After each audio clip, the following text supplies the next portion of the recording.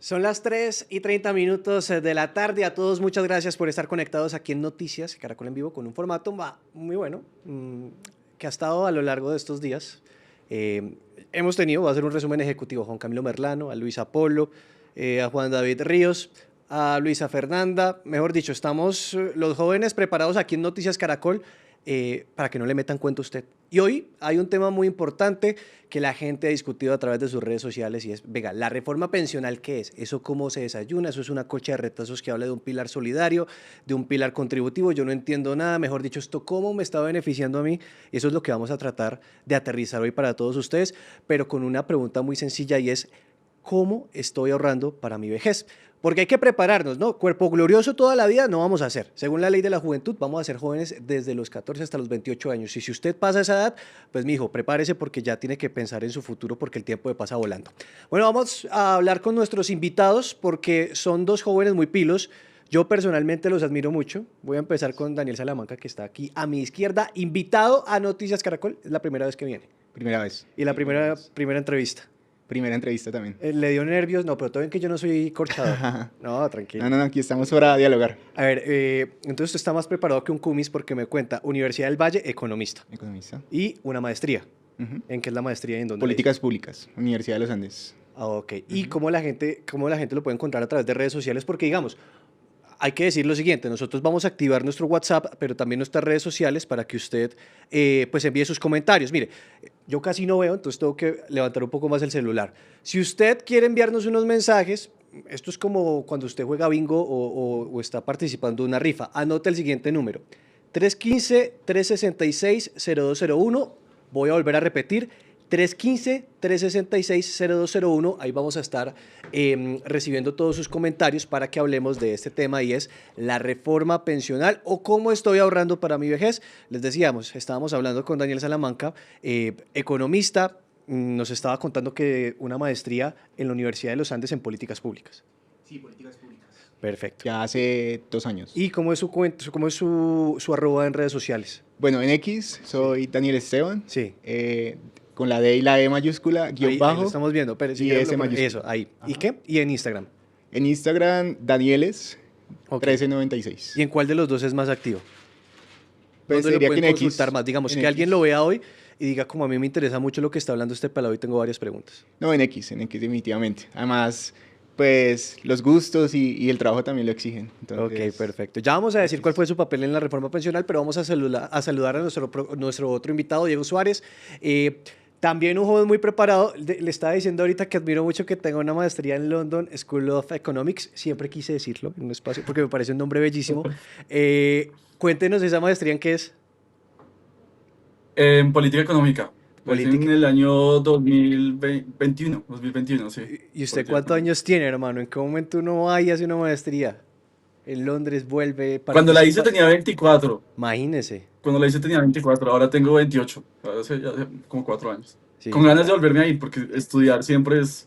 Tomarse un año de vacancia, sobre todo para estudiar, es muy interesante. Yo siempre he dicho que la mejor inversión es la educación, ¿saben? Sí. Yo creo que uno más que gastar en farra, más... Bueno, eso también es tiempo de ocio, entretenimiento, pero más que eso, a mí me parece que cuando uno invierte en uno mismo, en su crecimiento profesional, personal, cuando uno lee un libro, ahí sí como dice, no vuelve a ser el mismo, dice por ahí una cuña radial. Entonces, la invitación es para que estudien, pero también para que participen en esta jornada que vamos a estar hablando de la reforma pensional. Yo salí a la calle y le pregunté a los jóvenes cómo están preparándose precisamente don Daniel y don Diego para la vejez, cómo están ahorrando. Esto fue lo que nos respondieron. Por el momento todavía no. Pues porque en este momento la verdad estoy ahorrando como para otras cosas, mi universidad, como lo que está a futuro más presente, pero para mi vejez todavía no. Sí, claro, es importante ahorrar para la vejez, tenemos que pensar en un futuro. Creo que uno siembra y recoge, y de eso se trata. Sí, señora. No, pues sí, de a poquitos. Ahí con mis padres prácticamente me ayudan, sí. Y pues yo también como que, pues en sí tenemos un ahorro entre la familia, sí. Entonces eso es como para todos. Bueno, realmente con las condiciones laborales y el coste de vida actual que hay en el país, creo que es muy difícil ahorrar porque en términos de la capacidad adquisitiva para los jóvenes las oportunidades son muy pocas. Entonces, en este sentido, si no hay una reforma pensional adecuada, considero que va a ser muy difícil ahorrar para el futuro. Sí. ¿El por qué? Pues porque en este momento estamos en un cambio de sociedad donde no, de pronto estamos en escasez escasez laboral, escasez de los temas de comidas, escasez de demás, entonces sí estoy ahorrando para mi vejez. Sí, claro que sí, porque pues ahora, actualmente pues las cosas son muy complicadas, ya que pues acá en Colombia no todos tenemos una oportunidad, entonces claramente tenemos que trabajar para poder ahorrar y tener una vejez bastante pues compleja. Hay una vaina que me sorprende mucho, es que uno parpadea y ya tiene casi 30 años. Sí. Imagínese. Así que uno siempre se tiene que preparar. Y yo quiero empezar con Diego. ¿Usted cree, Diego, por ejemplo, que los jóvenes sí tienen esa conciencia de la importancia de cotizar pensión, es decir, ahorrar para su futuro y tener como ese salvavidas para cuando uno ya supere los 60 años, o en el caso de las mujeres más de 57? Pues yo siento que a diferencia de jóvenes anteriores, yo creo que hoy en día la sociedad colombiana y sobre todo los jóvenes menores de 25 años sí tienen más, sí piensan más en su pensión. Sin embargo, siento que como muchos los que en el video que nos mostrabas creen que no se va a pensionar. Y creo que es importante que tengan como esa conciencia de que hay un alto riesgo de no pensionarse, por lo cual hay que estar muy atentos a este tipo de reformas. Claro, ¿cómo es eso, Daniel, de que existe el alto riesgo de no pensionarse? Digamos, si uno trabaja, si uno cotiza desde joven, ¿cómo es que uno en algún momento puede tambalear en ese aspecto? Bueno, pues yo creo que es la sociedad también, específicamente la colombiana. Nosotros, los jóvenes, somos aproximadamente 12 millones de jóvenes. De esos 12 millones de jóvenes, estamos en una informalidad que llega al 17%. Sí. Y de la totalidad de jóvenes, 24% no estudian, no trabajan. Entonces creo que el mito surge de ahí, surge de que no están las condiciones, no está la pertinencia en la educación, los jóvenes quieren buscar oportunidades laborales y las empresas pues Sí. tal vez no le entregan el lugar que ellos quieren. Entonces creo que es como una correspondencia Claro. en cuanto a lo que la sociedad le ofrece y lo que los jóvenes quieren, porque pues los jóvenes quieren pensionarse, pero no hay cómo. Vayámonos al fin de semana porque se aprueba la reforma pensional. Bueno, no voy a meterme en dinámica legislativa porque pues ya la Corte es la que tiene que definir si eso se subsanó o no, si se corrigió el error de debate, que es un tema muy técnico que pues aquí empezaríamos a aburrir a la gente, pero digamos, esa reforma, Daniel, que es nueva en Colombia, que básicamente, en resumidas cuentas, obliga a las personas a cotizar lo equivalente a un 2.3, lo que es 2.3 salarios mínimos, sería 3 millones, estamos diciendo. 3.200.000. 3.200.000 pesos. Si usted gana eso, cotice Colpensiones. Y si gana más, pues el excedente va a un fondo privado para que usted tenga un ahorrito adicional. ¿Qué tan bueno es este modelo para usted? Pues a ver, esta reforma, digamos, la gente le dice reforma pensional, pero en realidad se llama un nuevo sistema de protección a la vejez. Si quisiéramos hablar de reforma pensional, hubiéramos tocado la edad, las semanas, los aportes de cotización. Y eso es lo que se diferencia de lo que tenemos en la Ley 100 respecto a lo que nos trae la Ley 2381. Sí. Claramente, pues digamos, los jóvenes van a tener un impacto no tan bueno ahí. Entonces, por ejemplo, si te vas a pensionar con 3 salarios mínimos, vas a recibir 236.000 pesos menos de lo que recibías con Ley 100. Claro. Respecto a si te ganabas, no sé, 7, vas a recibir 1.3 millones menos. Entonces creo que el impacto de esa reforma, pues digamos, a los jóvenes sí les va a cambiar algo respecto a lo que tenemos. Porque es que, Diego, yo le voy a decir una vaina, es que yo era fan de Colpensiones. Bueno, soy fan de Colpensiones, pero bajo el anterior modelo. Porque es que creo que uno salía mejor pensionado, es decir, con una pensión un poco más alta, pero es que lo que a mí me deja esta pensión y lo que a mí me preocupa es que yo digo, hermano, yo puedo trabajar mucho, pero es que lo que yo tradicionalmente en fondo privado no me va a dar para yo tener una pensión equivalente a lo que gané toda mi vida. Sí, de acuerdo. Yo lo que pienso es que Colpensiones sí puede pensionar hoy en día, sin haber mirado la reforma pensional, daba mayores pensiones si en tus últimos 10 años antes de retirarte tenías unos salarios altos. Sí. Porque era una fórmula sencilla. Promediaban tu salario en los últimos 10 años, digamos, para los hombres antes de cumplir los 62 y para las mujeres los 57, y esa era tu pensión. Pero ese sistema quiebra al Estado. Entonces, por eso es que siempre se habló, es que en Colombia hay una bomba pensional. ¿Por qué? Porque se va quebrando el Estado y como cada vez esta generación quiere tener menos hijos, Sí. entonces es menos personas aportando y en un futuro habría que pagar más impuestos. Pero la realidad es que los fondos privados de pensiones sí pensionan lo que tú ahorraste durante toda tu vida y la inversión que pusiste durante toda tu vida. Se puede decir que los fondos privados son más justos. Es más justo, es más justo. Y además que crea como una cuenta a tu nombre. O sea, tú hoy en día, digamos, tú acabaste de cumplir 19 años, tienes la fortuna en este país de trabajar en un lugar formal que te pagan todas tus prestaciones sociales, automáticamente tú eliges un fondo de pensión privado, te crean como una cuenta a tu nombre, una bóveda que está a tu nombre.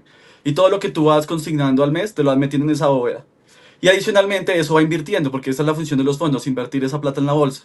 Al final de tu vida, luego de haber trabajado 25 años, tú abres esa bóveda y encuentras toda la plata que tú ahorraste más la inversión. Y esa es la plata de tu pensión. Cogen Claro. esa plata, te la dividen el número de años que crees que vas a vivir y ese es el valor mensual que te queda de tu pensión. Claro, Daniel, yo lo que entiendo de esta reforma, Daniel y Dieguito, es que, digamos, yo voy a tener una parte sí o sí, que es lo que yo ahorro en Colpensiones. Y eso que yo ahorro en Colpensiones, si yo gano más, pues lo que explicaba Diego ahorita, es esa plata que usted ahorra en fondo privado se va a invertir, usted va a recibir unos rendimientos, es decir, como una especie de ganancias adicionales, para ponerlo en términos un poco más sencillos, y eso se suma a lo que usted ya venía ahorrando en Colpensiones. De esa manera. Así es. ¿Y eso qué tan bueno es? O sea, yo creo que, de pronto, será una pensión más aterrizada a la realidad económica, pero yo creo que mucho más inferior a lo que está pensionándose la gente hoy en día. Sí, sí, claramente, pues te lo comentaba como en las diferencias en cuanto a lo que recibí antes y lo que recibo ahora. Pues digamos, más allá también de lo que voy a recibir es también a mí como joven cómo me va a impactar.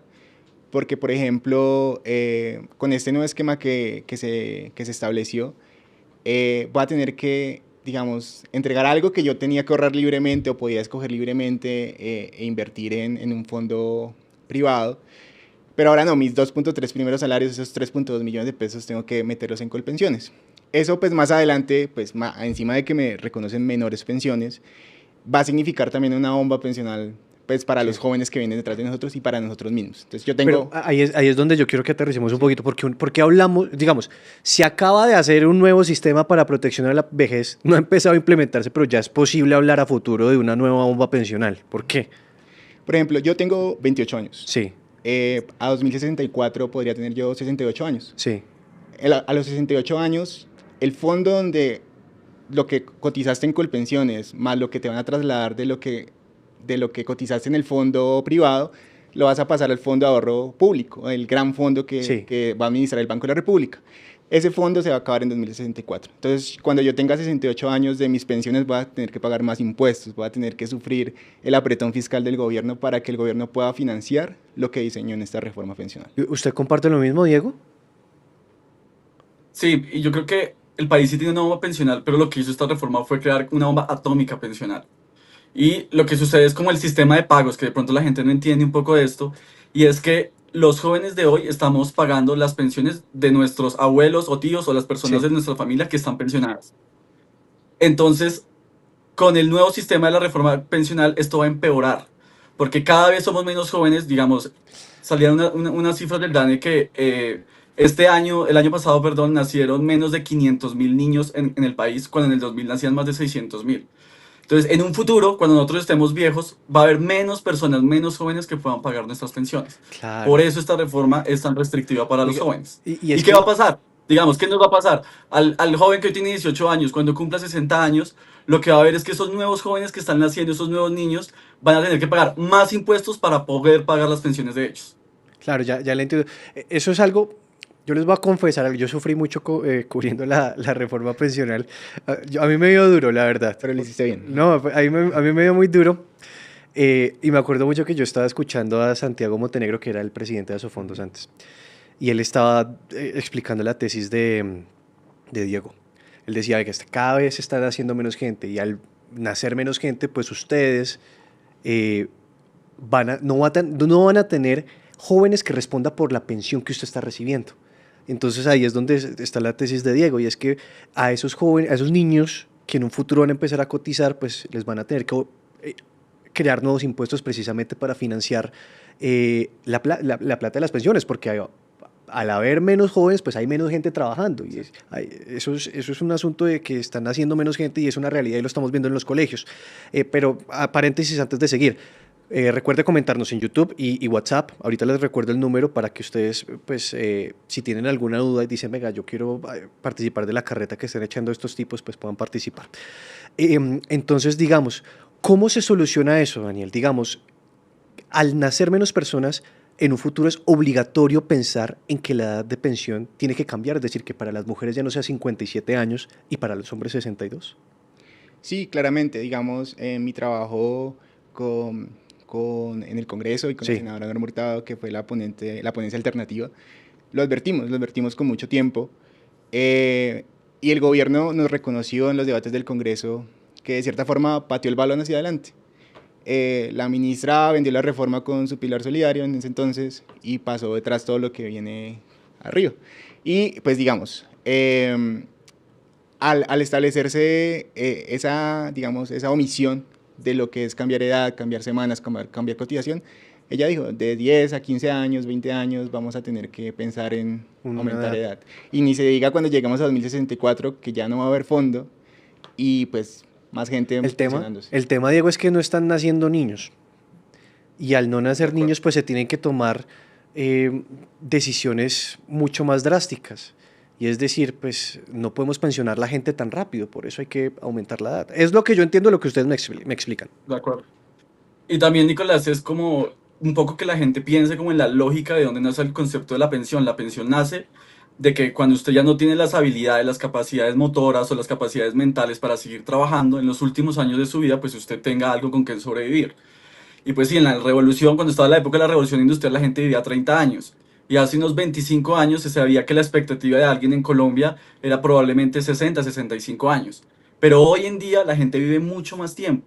Entonces la gente está viviendo 80, incluso hasta 90 años. Entonces ya ese cálculo que se pensó en un inicio de, no, es que esta persona ya no es productiva a los 62 años o la mujer no es productiva a los 57 años, ha cambiado. Porque sí hay más años en los que uno puede ser más productivo, por lo cual es lógico que se quiera subir la edad.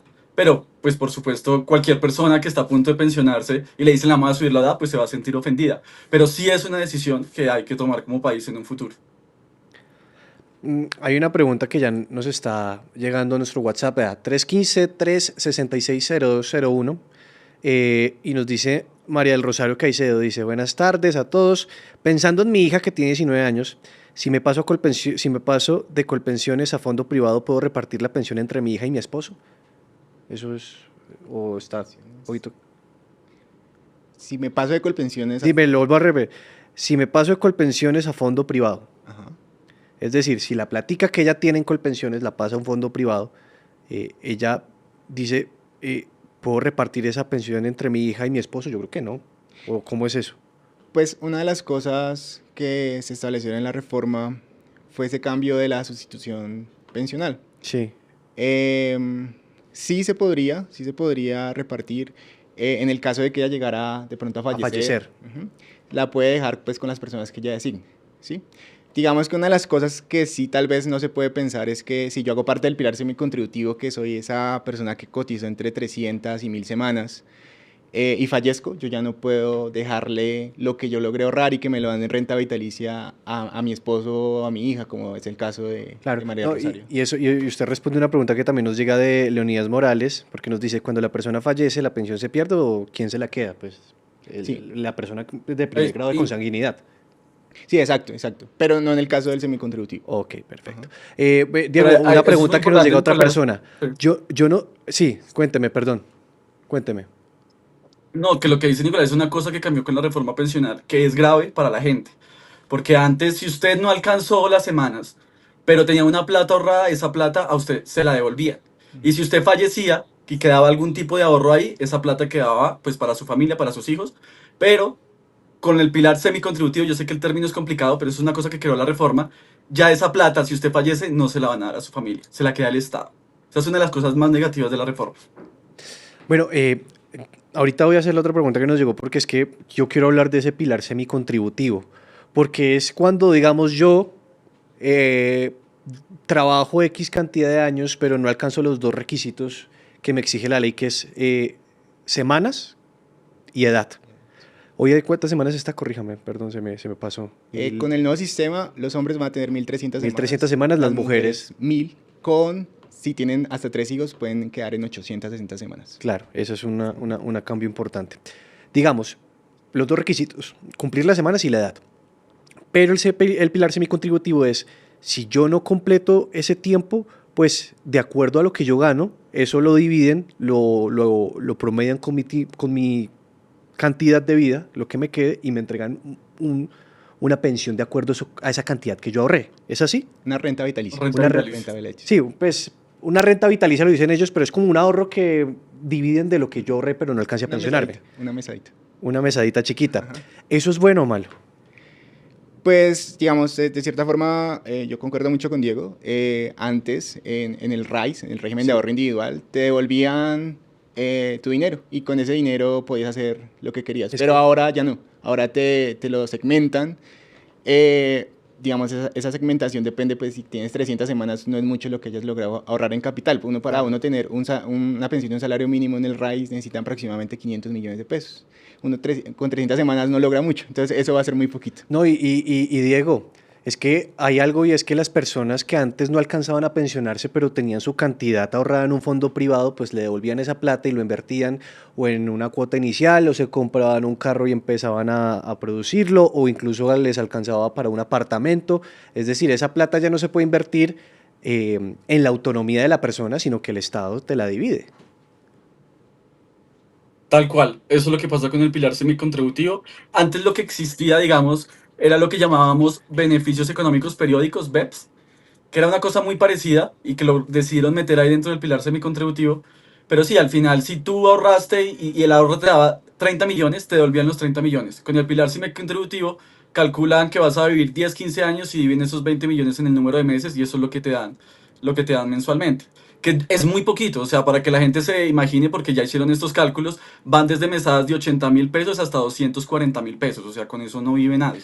Porque las personas estaban diciendo que ese es el régimen contributivo y lo estamos explicando en este momento, y es, yo no alcanzo a pensionarme, pero cumplo con alguna de las dos condiciones, o la edad, pero no alcanza el número de semanas. Entonces lo que hace Colpensiones, que es donde yo voy a tener mayoritariamente mi ahorro, es como, digo, usted no alcanzó, usted solo cotizó 200 semanas, entonces esas 200 semanas se las voy a dividir y se las voy a promediar por la cantidad de años que yo creo que usted va a vivir. ¿Es así? Ese es un punto importante porque estás diciendo, digamos, la claridad aquí es que empiezas de 300 a 1.000 semanas. Si estás antes de 300 semanas, va a aplicar la indemnización sustitutiva para Colpensiones. ¿Qué es eso?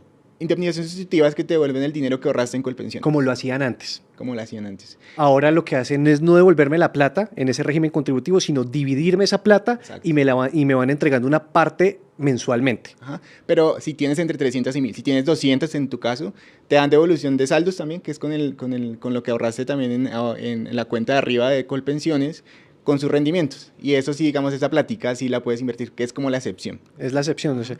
Pero yo creo que, Diego, que lo que uno ahorra en 200 semanas, pues no es mucho. No, eso no alcanza para nada. Pero yo sí estoy, digamos, lo que yo sí me gustaba del modelo que es antes es usted tener el poder sobre decir qué hacer con su plata, no el Estado, ¿no? Entonces, eso es algo que es muy malo del pilar semicontributivo, pero que también se ve en el pilar contributivo, que es antes, y esto yo siempre lo digo, si uno va a una tienda, uno pide, no sé, un helado, uno pide cuál es el helado que quiere, cuál es la marca de helado que quiere. Pero hoy en día, poniéndolo en los términos de helado, es el dueño de la tienda el que me dice qué helado debo comerme. Es decir, todos ahora tenemos que cotizar a Colpensiones. Pero antes, o sea, hoy en día, antes de la reforma, yo sí tenía la posibilidad de decir, no, yo no quiero que el Estado guarde mi plata, yo quiero que los privados guarden mi plata. Entonces, haberle quitado la posibilidad a la gente de elegir qué es lo que quiere hacer, me parece que es una de las cosas más restrictivas de esta reforma. Vea, pero yo creo que en ese punto, pues sí, está la libertad de elección.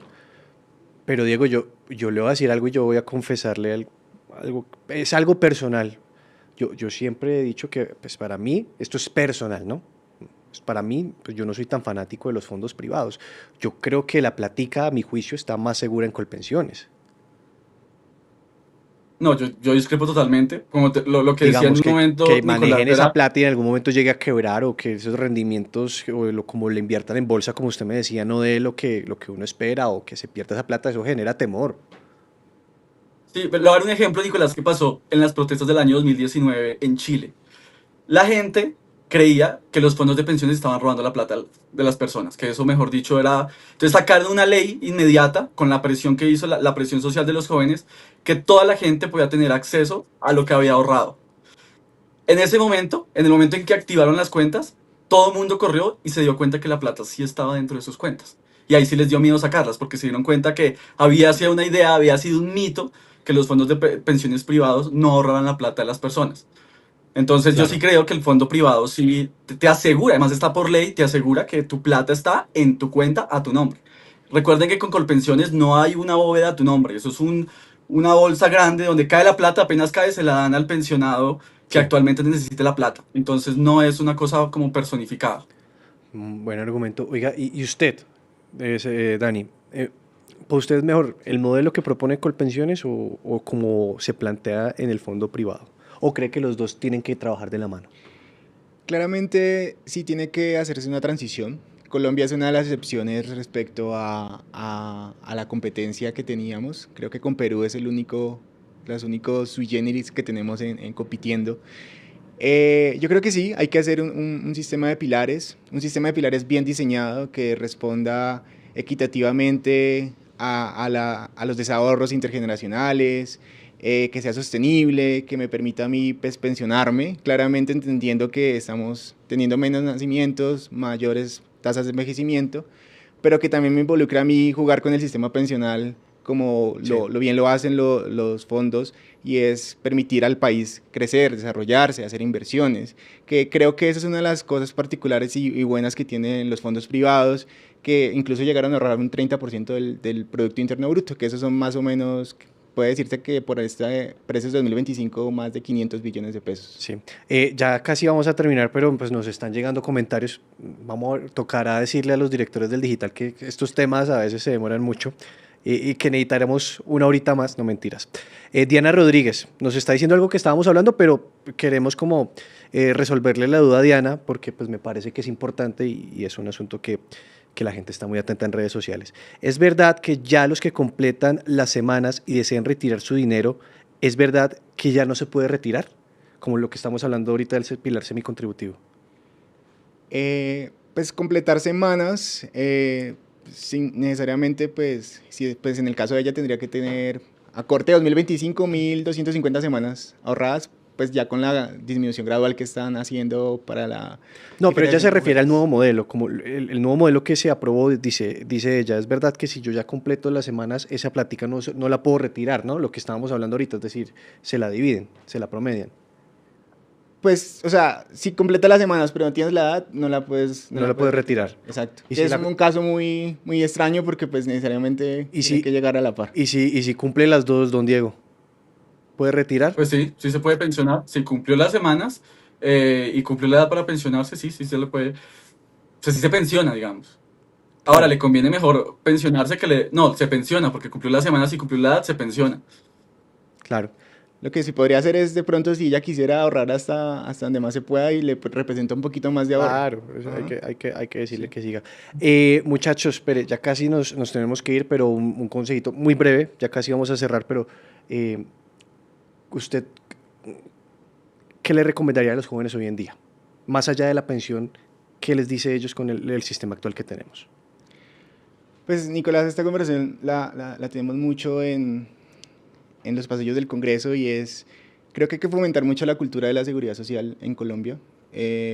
Si bien no tenemos condiciones como para, digamos, tener el trabajo ideal o involucrarnos en lo que necesitamos, creo que desde el más chiquito, en el kinder, pasando por la primaria hasta la universidad, tenemos que fomentar esa cultura de seguridad social, porque la pensión es la única forma que nos va a permitir a nosotros sobrevivir cuando no tengamos Sí. fuerzas, ni para trabajar, ni física, ni mentalmente. Entonces mi consejo sería eso, busquen la forma de que contribuyamos a ese sistema de seguridad social y nos represente un beneficio. Diego, ya para finalizar, como usted, mi papá siempre me decía algo, y es que no tenga todos los huevos en la misma canasta. Totalmente de acuerdo. Lo más probable es que así usted como joven empiece a ahorrar hoy en día. Esa pensión que reciba no va a ser muy alta. O sea, va a ser posible que el último salario que usted recibió antes de retirarse sea mayor a esa pensión mensual que usted va a recibir. Entonces, no solamente es ahorrar en el sistema pensional, sino también ahorre sus dineros, invierta en hipoteca, en propiedad privada, en propiedad inmobiliaria. O sea, el ahorro va más allá de pensar únicamente en lo que me quitan mensualmente de mi salario. El ahorro tiene que ser una cosa que uno guarde en su vida, guarde en su banco, guarde en diferentes aspectos, para que cuando se pensione no solamente sea esa pensión, sino tenga ya otras posibilidades de ingresos.